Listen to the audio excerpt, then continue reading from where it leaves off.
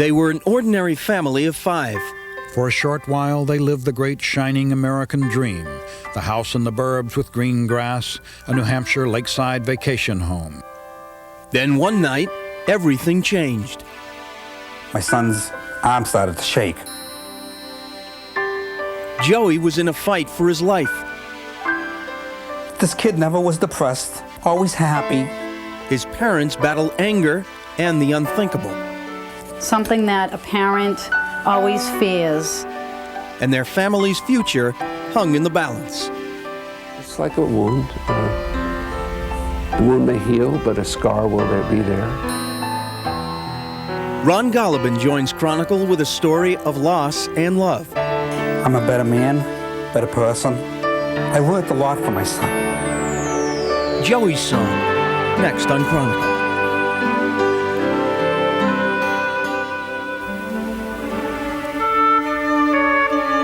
He lived and danced among us but a brief time, all laughter, shy smiles, and energy. His engaging presence was akin to the tinkling of an impish silver bell. That bell is quiet now. Joey lies beneath the snow in a lonely Canton graveyard, buried with Wallace, his teddy bear. Joey was 3 1/2. Yeah, let me see it. Joey's parents are Dom and Sandy Franceschelli. Dom's an electrician with his own business, Sandy a beautician with her own parlor. We were a happy family. Dom and I both worked, every day, worked hard for everything we have. This is how I met Sandy. She's been cutting my hair for more than 10 years. Great hands, great eye. Joey used to come along and play at my feet while Sandy snipped away. I think about how happy he was all the time.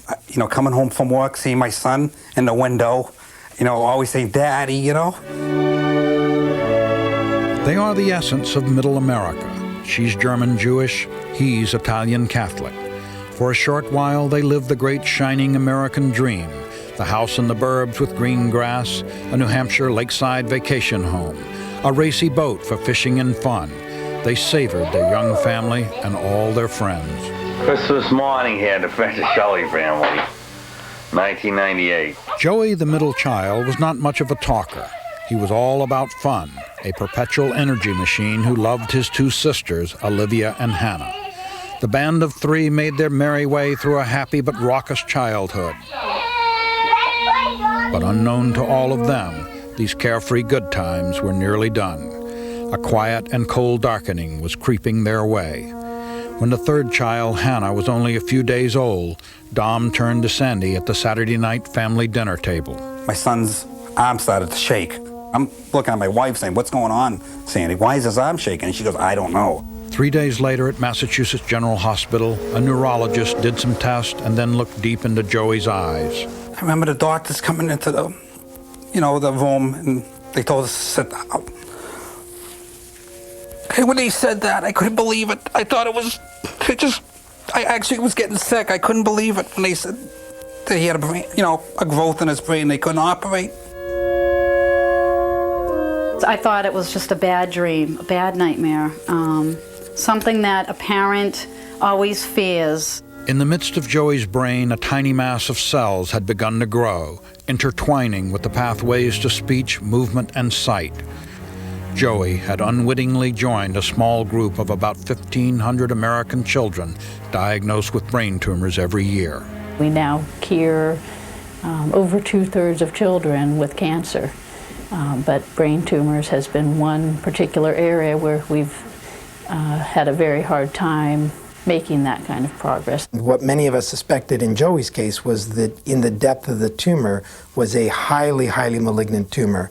In the most highly malignant form, we usually estimate the cure rate somewhere around 1 or 2%. If you had been successful in treating Joey's tumor, would he have had some kind of lasting neurological, physiological damage? He likely would have, yes. There are very few long-term survivors of these tumors, in spite of all of the therapy they get. Medicine was not yet ready to give up on Joey, but his treatment was taking its toll on the family. I'm angry. I'm angry at my wife. I don't know why. I come out. Sometimes I get on her for this, and I'm angry. And it's not her fault. I don't mean to do it, but it's just something. I'm angry. It was hard. I never blamed him, but you know, you get angry at the world. That anger is completely understood at the Brain Tumor Society in Watertown. It's true that a large percentage of marriages that involve a chronically ill child or a child that dies, regardless of how that child dies, those marriages will not survive. Some say as many as 80%. Joey's struggle was beginning to affect others in the family too. It was taking a toll on my oldest daughter, and she always used to say, "Daddy, is this brain tumor ever going to go away?" And how do you answer something like that? She's 8 years old. How do you answer that?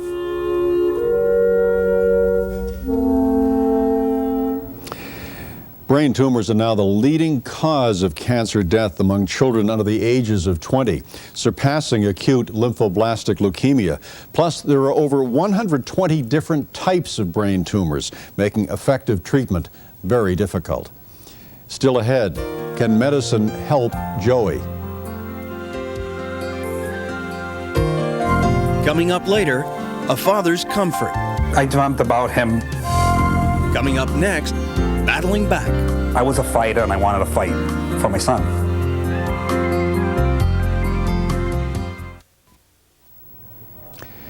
The prognosis for Joey was bleak, but his parents wanted to explore every medical option, and Joey was up to the fight.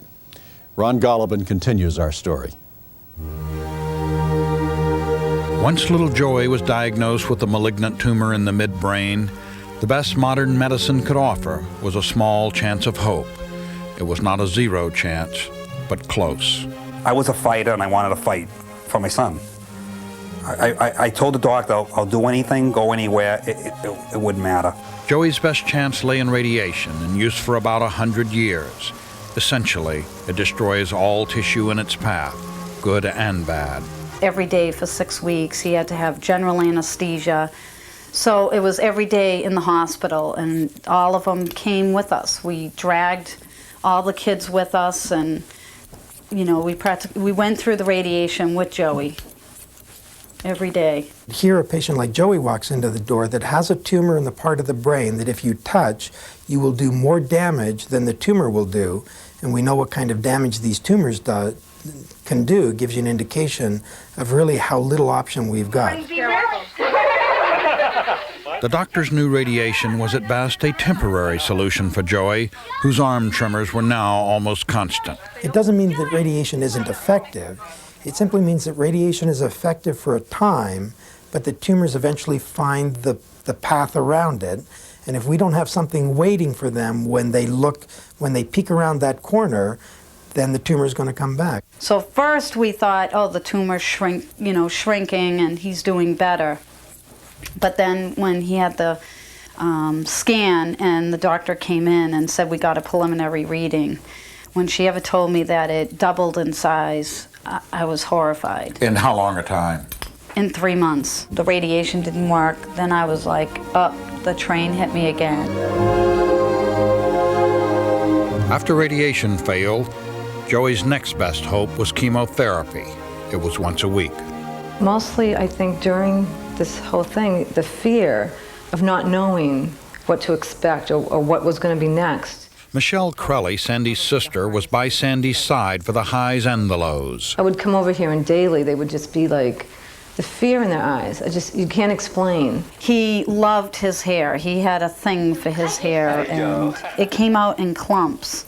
Chunks of it was just coming out. But then once he lost it, he was cute as ever. Happy birthday to you. Hey, blow it. This kid never was depressed, always happy. And I say to myself, you know, it's amazing how he was always happy, even going into radiation. You know, the cancer never took him over. He went to school 2 weeks before his death. He went every day to school. We had a normal life. We kept it as normal as we could. For kids, it's relatively straightforward. I'm not well and I hate not being well, and you're going to do some things to me that I probably aren't going to like very much in order that I hopefully get better. That kids are very honest both about their disease, their treatment, and the failure of their treatment. It just kept growing, and then we tried some experimental drugs that had like a 20% chance. There was no luck on that either. The tumor was now pressing on the vital centers in Joey's brain. At this point, he could no longer walk or talk. I just thought he was always going to get better. I was expecting a miracle. And the neurologist, took a CAT scan of his brain. And the doctor had come in, his neurosurgeon told us he probably wouldn't make it through the night. On that Sunday, I had asked Joey if he wanted to go home, and he said, uh-huh. So then I had told the doctors, this kid wants to go home. Joey's 16-month fight was almost over. The family had been laid low emotionally and financially. They, modern medicine, and the finest experts in the field had all been beaten. Joey was nearly comatose. His family wanted his last moments to be with them, surrounded by familiar, loving faces.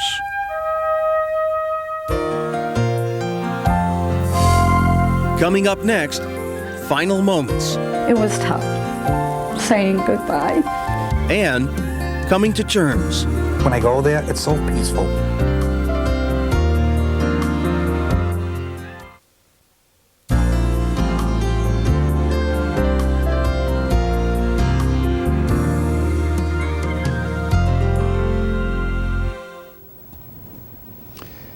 The death of a child, there is no sadder moment. For Dom and Sandy, it was the end of the fight to save Joey. And it was the beginning of another struggle to make sense of his loss. Ron continues their story.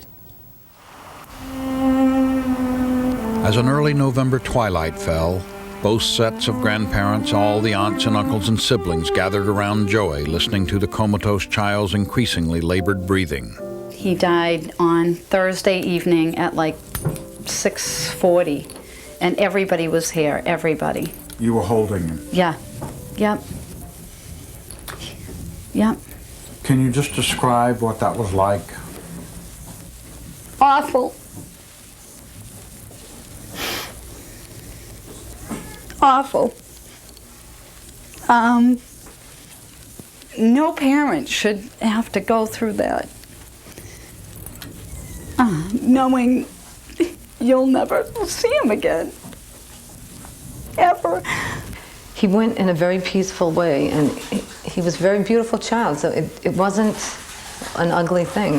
Death it was comforting to know that you could go that way. I just kept saying, this can't be. He's only 3. He just can't be.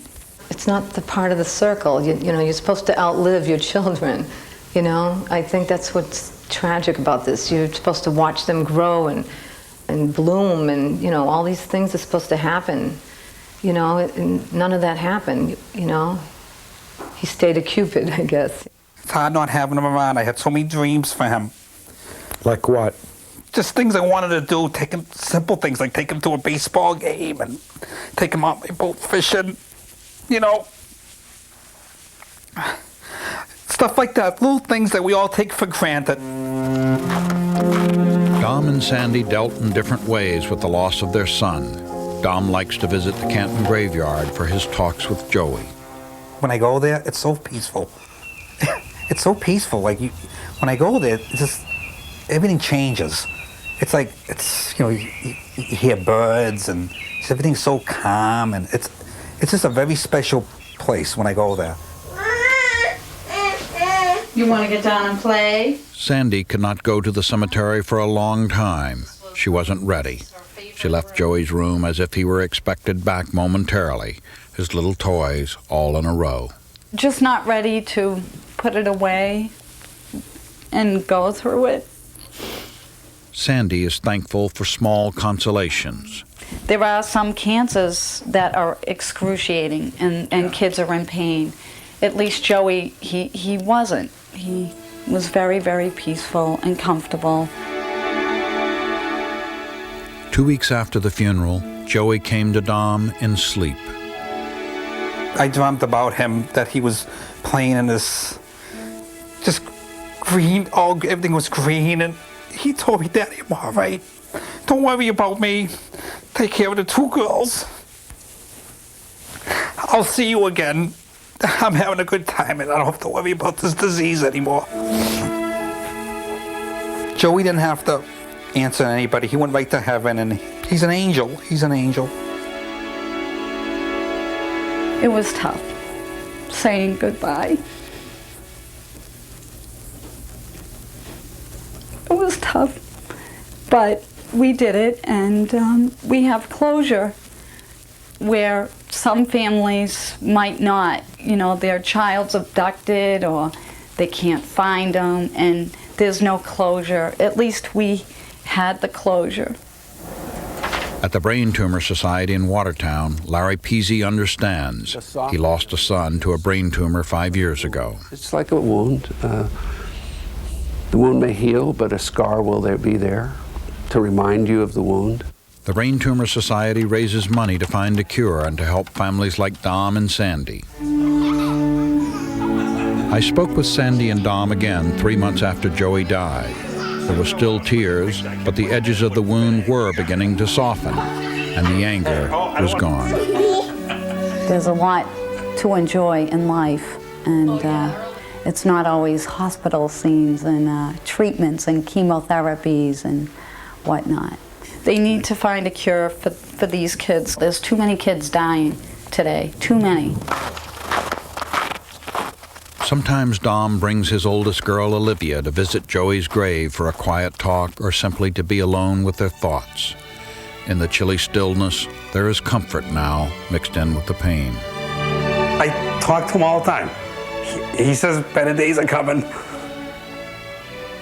That's what he said to me, you know? It's gonna get better, Dad, that's what he said. So I'm gonna smile again. I'm a better man, better person. I learned a lot from my son. I am gonna see him again, that's for sure. I definitely will.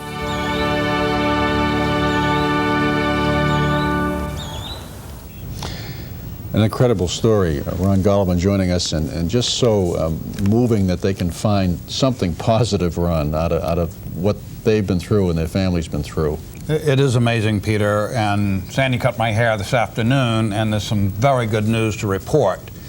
Sandy is pregnant again, and they're going to have another baby in October. They spend a lot of their time counseling, going to the hospital where their son was treated, and helping other people have this terrible. Well, you know, it's a natural human impulse to want to do something when you see a story like this, and I guess there is something that people can do. And the Brain Tumor Society helps people. They're working on a cure, but until they find a cure, they help families like Sandy and Dom. Okay, and you can get information on the Brain Tumor Society in Watertown, Massachusetts on our Channel 5 website, thebostonchannel.com. Thank you, Ron, for that story.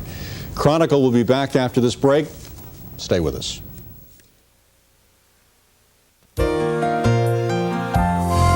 Tomorrow at 7:30, They Know Food. They cook it, sell it, make it.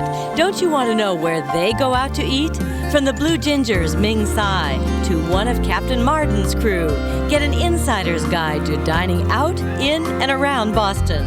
Taster's Choice tomorrow. That's Chronicle for tonight. Mary has the evening off. I'm Peter Mahegan. Stay tuned for a look at what's coming up on News Center 5 tonight. Good night. 2 months after a San Francisco woman is killed by her neighbor's dog, the owners are criminally charged. On a closer look, hear from local animal experts about how Massachusetts handles vicious dog attacks at 11.